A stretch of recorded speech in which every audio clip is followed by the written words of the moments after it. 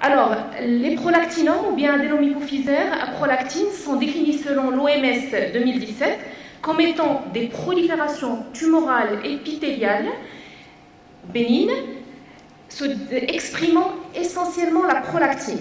Il se développe à partir de la lignée PIT1 des cellules adéno-hypophysaires. Ce qu'il faut savoir, c'est qu'actuellement, durant la nouvelle classification de l'OMS 2017, on ne parle plus seulement de l'expression des cellules tumorales à la prolactine, mais au facteur de transcription qui a poussé la cellule souche à se différencier vers une cellule sécrétant la prolactine. Selon la définition de l'OMS, il existe 3 types histologiques. Il y a le sparsely granulated adenoma, c'est-à-dire un adénome qui est pauvre en granules, qui est le plus fréquent dans les adénomes hypophysaires, le densely granulated adenoma, c'est-à-dire l'adénome qui est riche en granules, et un adénome assez rare, qui est l'adénome à cellules souches acidophiles. Comme vous savez tous, l'hypophyse contracte des rapports importants avec différentes structures cérébrales. Ça marche pas là. Donc l'hypophyse contracte des rapports importants avec les différentes structures cérébrales, et donc un adénome à prolactine qui est agressif, il risque premièrement de comprimer le chiasma optique, d'infiltrer le sinus sphénoïdal et les structures adjacentes. Deuxième chose, le carcinome hypophysaire n'est défini que par la métastase.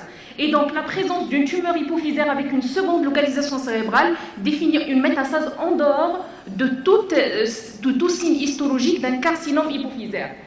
Et donc là, ce qui est important à reconnaître, c'est qu'il faut une collaboration pluridisciplinaire pour pouvoir caractériser ces adénomes hypophysaires, et surtout à prolactine. Ça, c'est une hypophyse normale. Normalement, l'hypophyse, il pèse approximativement un demi-gramme, avec une taille de 13 x 9 x 6 mm. 80% de l'hypophyse, c'est l'antéhypophyse, et là, c'est la schématisation de la présence de cellules à prolactine au niveau de la partie latérale de l'antéhypophyse, et la répartition de chaque cellule qui sécrète un type d'hormone hypophysaire. Histologiquement, ce qui est important à connaître, c'est que l'hypophyse, il a une architecture acinaire, c'est-à-dire c'est des petits lobules acinaires. C'est un organe neuroendocrine, et donc il est soutenu par un réseau, un network. Ce réseau, il est réticuline formé, c'est-à-dire que la disparition de cette architecture acinaire qu'on met en évidence grâce à la réticuline permettra de définir la prolifération tumorale hypophysaire. Pourquoi tout ça? Parce que les prélèvements qu'on reçoit au service d'Anapathe sont des prélèvements de petite taille. Et on peut avoir cet aspect. Et comment on peut savoir est-ce que c'est une glande normale ou bien c'est tumoral? Du fait qu'il n'y a pas de critères histologiques qui orientent vers la différenciation entre ce qui est normal et tumoral en dehors de cette disparition, de cette trame réticulinique, de ce réseau réticulinique. Il faut savoir que l'adénome à prolactine est un diagnostic qui est pluridisciplinaire. Il englobe tout ce qui est clinique, l'endocrinologue, le radiologue. Ce qui est important actuellement dans la classification de l'OMS 2017, c'est que l'agressivité n'est pas seulement histologique, mais il est essentiellement radiologique. Deuxième chose, l'anapathe s'est élargie depuis la morphologie jusqu'à l'histochimie, c'est-à-dire la recherche de ce réseau réticulinique, jusqu'à l'immunohistochimie, c'est-à-dire qu'on caractérise les sécrétions moléculaires, les sécrétions protéiques de ces cellules tumorales. Et troisième chose, peut-être génétique, et surtout quand on est devant des pinéaloblastomes, qui est la nouvelle entité 2017. Alors, les adénomes hypophysaires sont fréquents, mais ils sont fréquents surtout dans les séries autopsiques, et non pas dans tout ce qui est clinique. Et 50% approximativement des adénomes hypophysaires sont des adénomes à prolactine, dans le sous-type histologique et le sparsely granulated adenoma, qui est le pauvre en granules. L'incidence est faible en chirurgie. C'est une pathologie, comme vous savez tous, de la femme jeune, entre 21 et 40 ans. Et l'adénome, il est rare chez l'homme, mais quand il est là, généralement, il est agressif. Généralement, soit c'est des macroadénomes qui dépassent 1 cm au niveau radiologique, ou bien un adénome géant qui dépasse 4 cm. L'étiologie reste quand même inconnu. Il y a une implication dans les données de l'OMS de l'oestrogène gestationnel, mais ça reste controversé. Ce qu'il est important de savoir, c'est qu'on a des adénomes hypophysaires essentiellement de l'hypophyse, mais on peut avoir des situations ectopiques. Et c'est ce qui pose la difficulté, c'est de ces adénomes hypophysaires. On peut avoir des adénomes au niveau du chiasme optique, au niveau de la région cellaire et paracellaire, au niveau du méa moyen nasal, au niveau aussi de l'os temporal. Et ça pose un problème. Est-ce que c'est un adénome bénin ou bien c'est un carcinome? Puisque la définition d'un carcinome, elle est essentiellement la présence de métastases. D'où l'intérêt de corroborer les données cliniques, radiologiques et à la patte pour dire est-ce qu'il y a une tumeur au niveau de la selle turcique plus une autre tumeur ailleurs qui définit le carcinome, ou bien c'est la selle turcique, il est indemne de toute prolifération tumorale et la lésion, elle est essentiellement ectopique. Alors, comment on fait une approche diagnostique en anapath? Nous, on reçoit des petits fragments biopsiques, moins de 1 gramme ou bien maximum de grammes. Comment on va élaborer un diagnostic? La première des choses, c'est qu'il faut qu'on ait la radiologie. Et d'ailleurs, au service d'anapath, on ne peut pas recevoir un prélèvement cérébral, que ce soit hypophysaire ou autre, sans qu'on ait la radiologie. C'est important. Pourquoi? Parce que la selle turcique peut être le siège d'un adénome, oui, mais peut être le siège d'autres lésions, que ce soit tumorale ou non, bénigne ou maligne. Deuxième chose, il faut qu'on cherche l'agressivité de cet adénome sur le plan IRM. Et puis, on regarde la lame histologique. Est-ce qu'il y a une disparition de réseau réticulinique ou non? C'est une tumeur neuroendocrine, c'est bon. Et il n'y a pas il y a une disparition de réseau réticulinique, disparition des acénies. Là, on passe à caractériser les cellules par étude immunohistochimique en utilisant les 6 anticorps que vous connaissez tous, c'est-à-dire la GH, la prolactine, TSH, FSH, LH. Et actuellement, on est obligé de faire l'alpha sous unité. Une fois qu'on a caractérisé les sécrétions de ces adénomes, c'est-à-dire est-ce que c'est à prolactine ou bien il y a des adénomes qui sont plus résécrétants, là, on passe à l'index de prolifération, c'est-à-dire l'agressivité, et combien de cellules ont entamé le cycle cellulaire. Et donc, si ça dépasse 3%, là, on est devant un adénome quand même qui est agressif.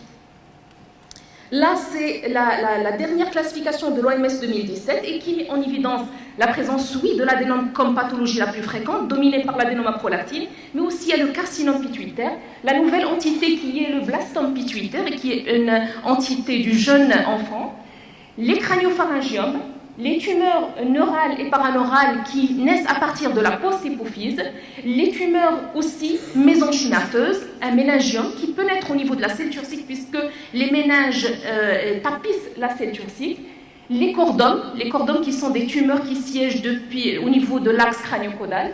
Il ne faut pas oublier les tumeurs germinales puisque normalement les cellules germinales colonisent essentiellement le testicule et l'ovaire, mais une anomalie de migration, soit vers le haut, vers la base du crâne ou le thorax, ou bien vers la partie inférieure du coccyx, peut donner une naissance de tumeur germinale. Et la selle turcique peut être le siège d'une tumeur germinale. Tout ça fait la difficulté de la pathologie hypophysaire, mais une approche hiérarchisée de diagnostic permettra à coup sûr de porter un diagnostic d'adénome hypophysaire. Alors, comme on a dit, au niveau de l'hypophyse, il y a les tumeurs neuroendocrines, suivies par les tumeurs non neuroendocrines, les tumeurs non pituitaires carrément, et puis, il ne faut pas oublier tout ce qui est bénin, tout ce qui est malformatif, les kystes arachnoïdiens, les kystes épidermiques, les kystes dermoïdes, mais aussi tout ce qui est inflammatoire, l'hypophysites lymphocytaire qui peut poser le diagnostic différentiel avec un lymphome. Le granulome hypophysaire, et là c'est très important puisque ça peut prêter à confusion avec une sarcoïdose ou bien une tuberculose hypophysaire.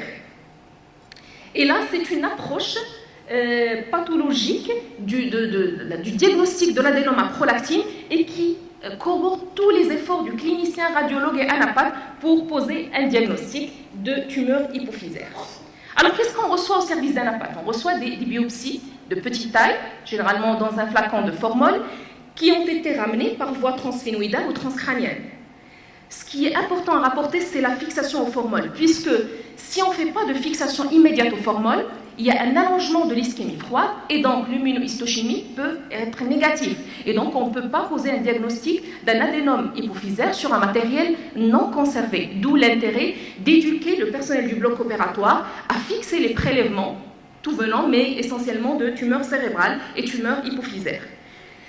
Au service d'Anapat, on fait une coloration standard à l'hématéinosine qui permet de voir l'architecture et la cytologie d'une tumeur hypophysaire, mais aussi, ce qui est important, on fait une coloration à la réticuline pour chercher la disparition de cette trame réticulinique, et l'étude immunohistochimique vient pour, premièrement, caractériser les sécrétions hormonales, notamment à prolactine, HGH, ATSH, LH, FSH, alpha sous-unité. Est-ce qu'il y a une seule sécrétion ou plusieurs sécrétions? Est-ce qu'il y a un adénome qui est nul? Deuxième chose, il faut qu'on caractérise l'agressivité de cet adénome par le Ki67 qui est un index de prolifération.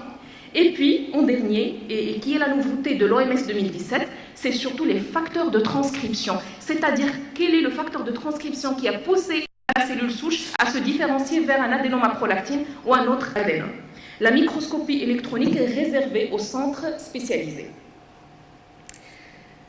Là, c'est très beau, c'est pas la réalité, parce que là, c'est un adénome hypophysaire autopsique. Ce qu'on reçoit, nous, c'est des petits prélèvements.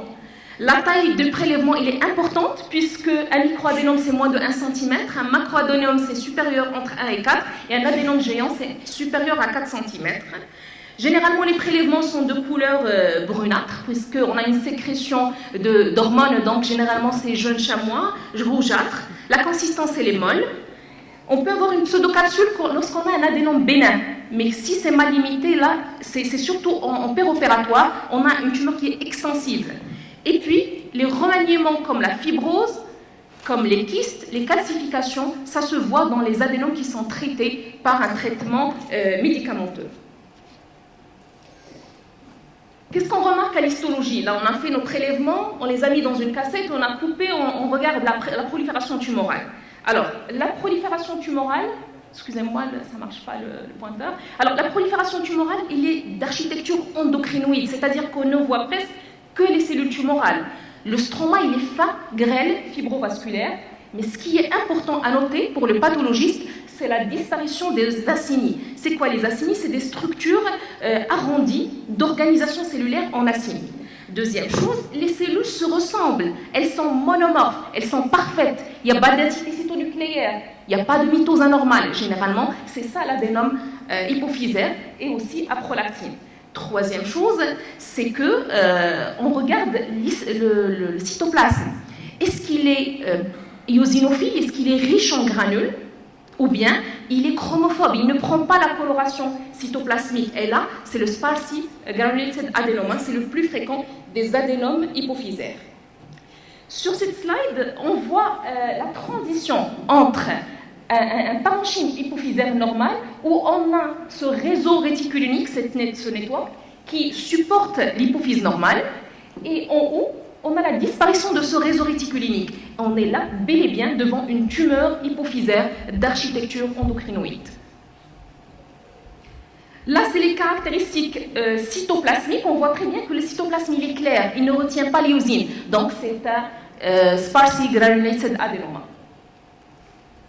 Ce qu'on voit en structure arrondie et un petit peu mauve, c'est les calcifications. Chaque fois qu'on voit ces calcifications, on est presque sûr qu'on est devant un adénome à prolactine. Donc ça, c'est un critère histologique qui permet de nous orienter vers un adénome à prolactine. Là, c'est des corps amylacés, ces structures arrondies eosinophiles, c'est de dépôt amyloïde, et qui est vu en microscopie polarisée, en lumière polarisée, comme des dépôts amyloïdes, et ça se voit dans l'adénome à prolactine. Alors là, on voit la différence en haut entre un adénome à prolactine qui est densément granulaire, en haut, puisque le cytoplasme de la cellule, il est eosinophile, il est rouge, et en bas, le cytoplasme, il est clair. Donc en bas, c'est le sparsely granulated adenoma. La différence se voit aussi en immunohistochimie, la partie marron, où en haut, on a le dépôt de prolactine qui est essentiellement paranucléaire au niveau golgien, alors que au niveau de sparsi adénoma, qui est un petit peu piqueté, granulé au niveau de la prolactine. Et la cytokératine aussi, qui est un marqueur épithélial, diffère en fonction des deux lames histologiques entre le densément granulaire et le sparsi granulaire. Ce qu'il faut savoir que la cytokératine n'est pas obligatoire pour le diagnostic.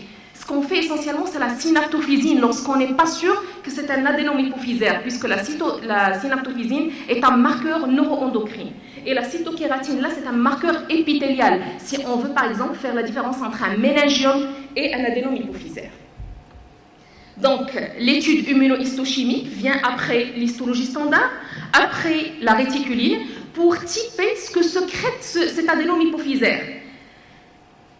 On utilise normalement les 7 anticorps qui sont la prolactine, l'ACTH, la GH, la TSH, la FSH et l'alpha sous-unité pour dire est-ce que c'est un adénome à prolactine ou bien c'est un adénome qui est plurisécrétant.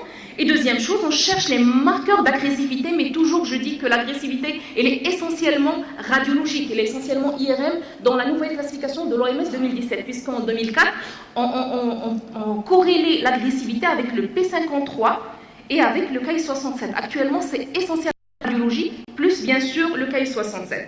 Et ce qui est nouveau, c'est ces facteurs de transcription.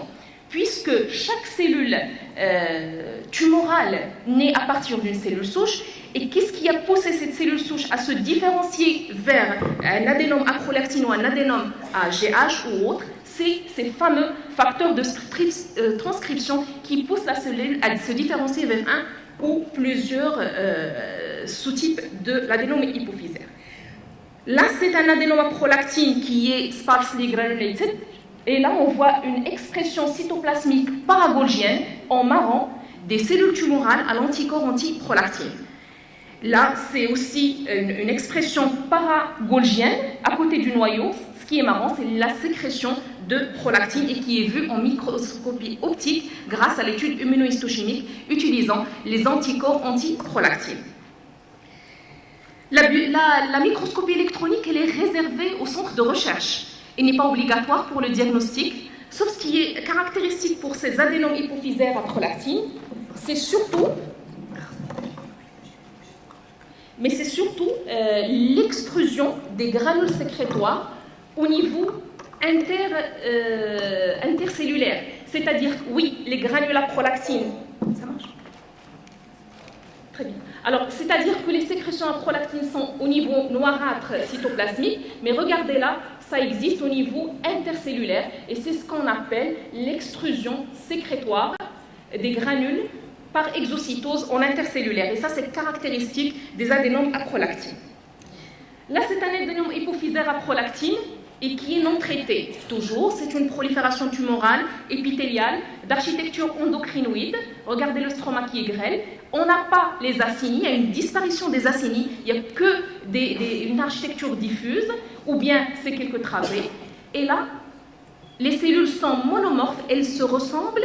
Les noyaux, ils ont une chromatine sel-et-poivre, c'est-à-dire, et c'est caractéristique des tumeurs non endocrines.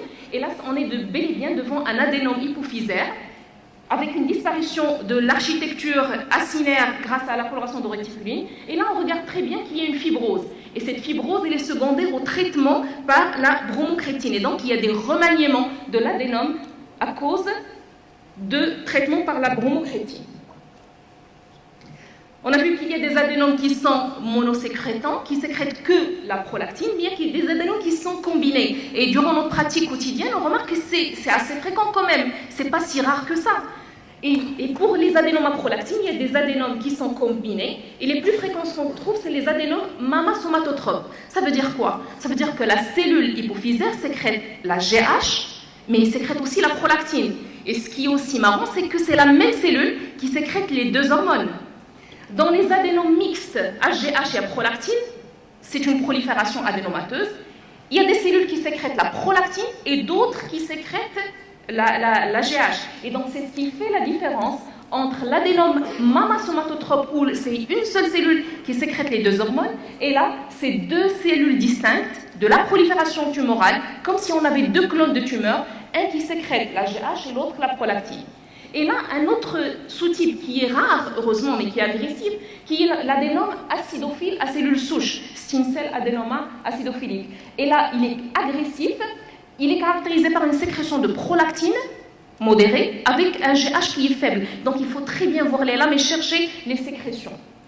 Et aussi, il y a d'autres adénomes qui sont plus hormonaux, qui sécrètent à la fois la TSH, la GH et la prolactine. Et c'est ce qui a poussé les gens qui travaillent au niveau des adénomes hypophysaires à penser à ces facteurs de transcription, à ces lignées de différenciation.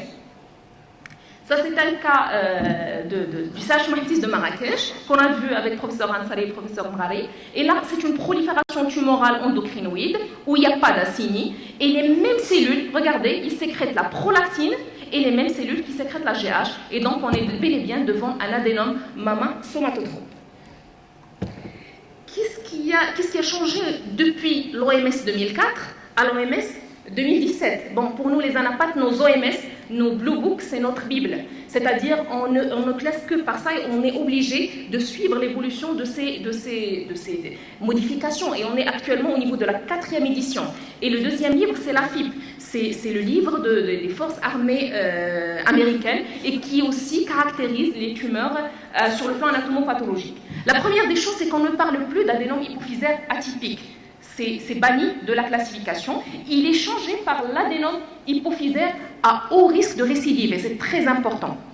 Deuxième chose, c'est que ce caractère à haut risque de récidive, il est caractérisé par une croissance rapide, d'où l'intérêt d'une corrélation avec la clinique, avec la radiologie, le suivi du patient. On n'a pas à répondre sur un prélèvement avec une fiche d'anapathe non remplie. C'est important pour le malade, pour qu'on arrive à un diagnostic sûr et un diagnostic positif et exact.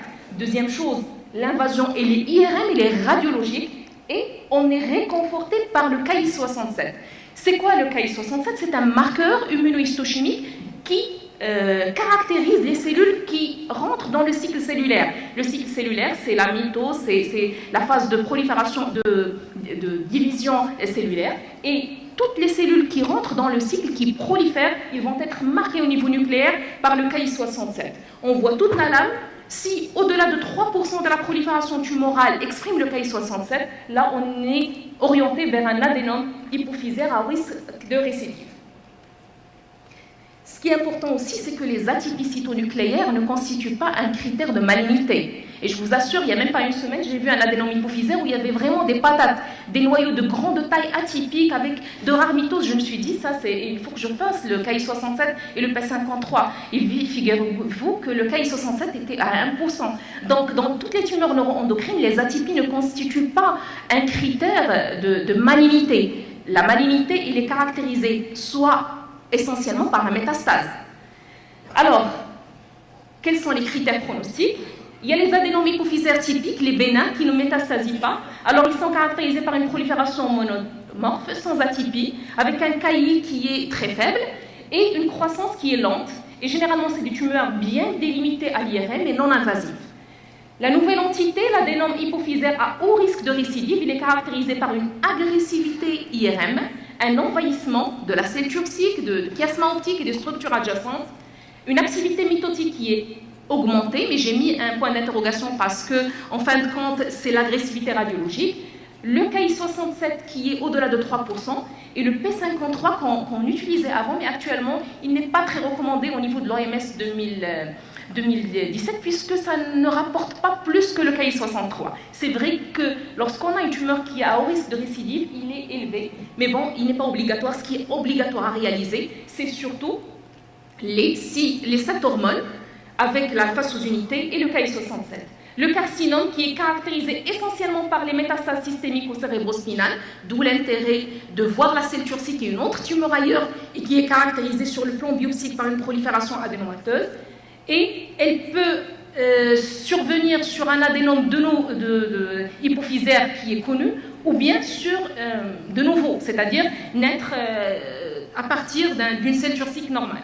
Et là, 75% des carcinomes sont fonctionnels, et on peut avoir des adénomes hypophysaires sur tissu hypophysaire ectopique, et qu'il ne faut pas confondre avec une métastase hypophysaire. Et toujours il n'y a pas de corrélation entre le comportement clinique et l'aspect histologique quelque part. C'est-à-dire que la sécrétion particulière d'un adénome ou d'un carcinome ne permet pas de dire ça c'est un adénome et ça c'est un carcinome.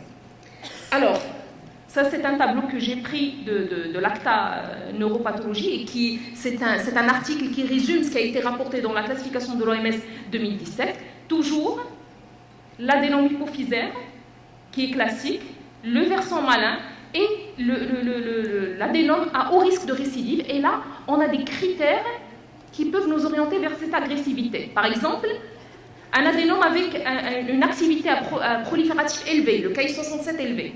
Deuxième chose, des sous-types particuliers, le sparsely granulated adenoma qui sécrète la GH, l'adénome prolactinique chez l'homme, ça c'est agressif, l'adénome corticotrope qui est silencieux, l'adénome à Croxel et un adénome plurihormonal qui exprime un facteur de prolifération, un facteur de transcription qui est le PIT1. Là, c'est un exemple d'un adénome hypophysaire à haut risque de récidive. Regardez la prolifération tumorale, adénomateuse, pas d'atypicité nucléaire, la prolactine qui est sécrétée au niveau paragolgien. Et là, regardez le Ki67, si on fait un rapport de pourcentage, c'est approximativement 30%. Donc, on dépasse 3%, il est à haut risque de récidive. Et là, regardez le marquage nucléaire à la P53 et qui témoigne de l'agressivité de cet adénome. Quelle est la deuxième chose qui a été ajoutée au niveau de la classification de l'OMS 2017? C'est ces fameux facteurs de transcription, c'est ces molécules qui poussent une cellule souche à se différencier vers la sécrétion de prolactine ou bien la sécrétion de GH ou autre. Et là, cette cytodifférenciation constitue un facteur nouveau qui est directeur, qui dirige la prolifération tumorale. Et là, regardez que l'adénoma prolactine, il est caractérisé par un facteur de transcription qui s'appelle le PIT1 et le ER-alpha. Donc ça, c'est les facteurs qui poussent la cellule à se différencier vers la sécrétion de prolactine. Est-ce que ces facteurs de transcription sont obligatoires pour le diagnostic? Non, pas pour tous les adénomes. Ils ont des indications de réalisation, soit la loi de tout ou rien. C'est-à-dire que soit c'est un adénome qui est immunonégatif, qui n'exprime rien, ni la FSH, ni la LH, ni la TSH, ni la GH, rien. Donc là, on est obligé de chercher les facteurs de transcription, ou bien la loi du tout, c'est-à-dire un adénome plurihormonal. Il sécrète plusieurs hormones, il faut qu'on sache quels sont les facteurs de transcription qui ont poussé cet adénome à sécréter plusieurs hormones. Là, c'est un adénome plurihormonal PIT1. Et regardez la prolifération adénomateuse qui est commune à tous les adénomes. Prolifération avec ce qui s'ajoute, c'est surtout le nombre de mitoses, regardez là, qui est élevé. Mais en dehors, c'est une prolifération neuro-endocrine avec des noyaux monomorphes, des noyaux avec une chromatine à sel et poivre. Là, c'est le facteur de transcription, le PIT1, qui est diffus à toutes les cellules tumorales. Et là, c'est la positivité à l'alpha sous-unité, à la TSH et à la GH. Et là, c'est un adénome plurihormonal, PIT1 positif. Là, c'est l'expression de la PIT1 qui est nucléaire et diffuse. Et là, c'est un tableau qui récapitule les différents aspects histologiques de chaque adénome. Et le lactotrope, comme on a dit, c'est essentiellement les sparsely granulated, pauvrement en granules. Densément granulaire, il est rare. Et plus rare, on a l'adénome à cellules acidophile. Et toujours, le facteur de transcription, le facteur qui pousse cette cellule, c'est le PIT1 et le ER-alpha. Alors, pour conclure, je me trouvais d'intéressant et aussi de marrant que cette chanson d'un neuropathologiste, c'est un prof d'anatomie pathologique et de neurochirurgie à San Francisco, et qui, pour enseigner l'anapathie cérébrale à ses étudiants, il compose des chansons. Ces chansons-là, les paroles, elles résument toutes les caractéristiques histologiques et cliniques de la pathologie donnée. Il s'appelle Harry Peter et c'est un enseignant de pathologie. Et cette chanson, elle a été chantée au cours du 10e cours du centre californien des ordres hypophysaires. Et c'est récent, c'est en octobre 2017. Et là, je ne vais pas chanter les paroles, mais je vais les dire. J'aurais aimé, mais bon. Alors, ce monsieur Harry Feder, il a dit que ces patients vont présenter une hémianopsie, une aménorrhée, peut-être une galactorrhée. Sur le plan IRM, on a un néoplasme de la selle turcique et qui va pousser le chiasma optique. On a de la prolactine au niveau cytoplasmique. Ces adénomes, on aura une disparition de la trame réticulinique et on aura la disparition de l'architecture microacinaire. Et les cellules sont monomorphes, les noyaux sont ronds, parfaits, il n'y a pas d'atypie. Et bon, l'aspect nucléaire, on sait les poivres, etc. Tous les résumés, les caractéristiques histologiques d'un adénome hypophysaire. Et ce qui est intéressant, c'est que c'est une façon de faire aimer à ces étudiants, que ce soit pathologistes, mais aussi les endocrinos qui font cursus, ou bien les neurochirurgiens, la pathologie hypophysaire, ou toutes les pathologies cérébrales, grâce à des chansons. Et aussi que chacun dans son coin ne peut pas faire le diagnostic d'un adénome hypophysaire. On va être blind, on ne va pas voir. Donc là, dans son coin, le radiologue, l'endocrinologue et la napathe, et chacun va se dire est-ce que c'est un adénome ou pas. Donc il faut corréler les renseignements cliniques, radiologiques et anapathes pour servir nos patients et poser un diagnostic d'adénome hypophysaire. Et je vous remercie.